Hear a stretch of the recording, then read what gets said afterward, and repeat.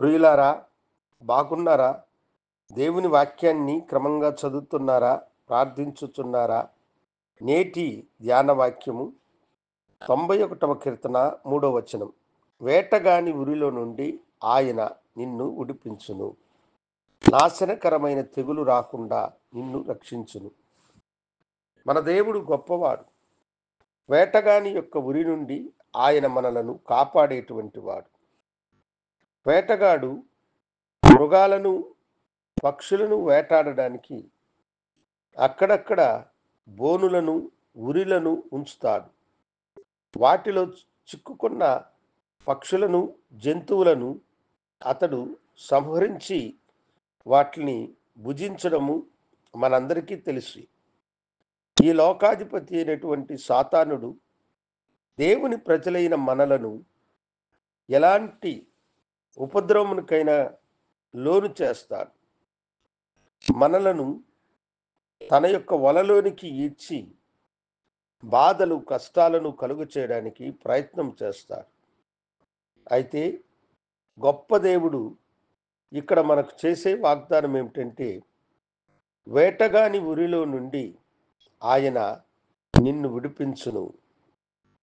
వేటగాని యొక్క ఉరి నుండి గొప్ప దేవుడు నిన్ను కాపాడుతాడు. నీకొచ్చే శ్రమలు, కష్టాలు, వేదనలు, బాధలు, సాతానుడు మీకు కలుగ చేసేటువంటి ఎన్నో తుఫాను లాంటి ఉపద్రవములన్నిటి నుండి దేవుడు మిమ్మలను కాపాడి సురక్షితంగా మీకు క్షేమాన్ని అనుగ్రహించేటువంటి వాడు. ఈ లోకంలో మనం జీవించేటప్పుడు ఎన్నో నాశనకరమైనటువంటి తెగులుతో కూడినటువంటి వ్యాధులు ఈ దేశాన్ని, ప్రపంచాన్ని చుట్టుముడుతూ ఉన్నాయి. అలాంటి నాశనకరమైనటువంటి తెగులు ఏది కూడా రాకుండా ప్రభు మిమ్మలను కాపాడును, రక్షించేటువంటి వాడు. ఇశ్రాయేలు ప్రజలు ఐగుప్తు దేశంలో వారు విమోచింపబడ్డప్పుడు మోషే ఫరో ఎదుట అనేకమైన అద్భుతములను చేశాడు. అయితే ఫరో మనసు కఠినముగా మారింది.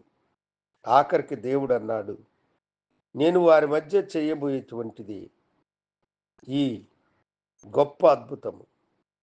నేను నా సంహారపు దూతను పంపి ఐగుప్తీయుల తొలిచూల పిల్లలను నేను సంహరించెదను.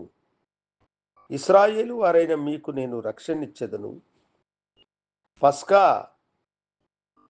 పశువును మీరు వధించి ఆ మేక రక్తమును లేక గొర్రె రక్తమును మీ ఇంటి ద్వారపు కమ్ములకు పూయండి అని చెప్పాడు.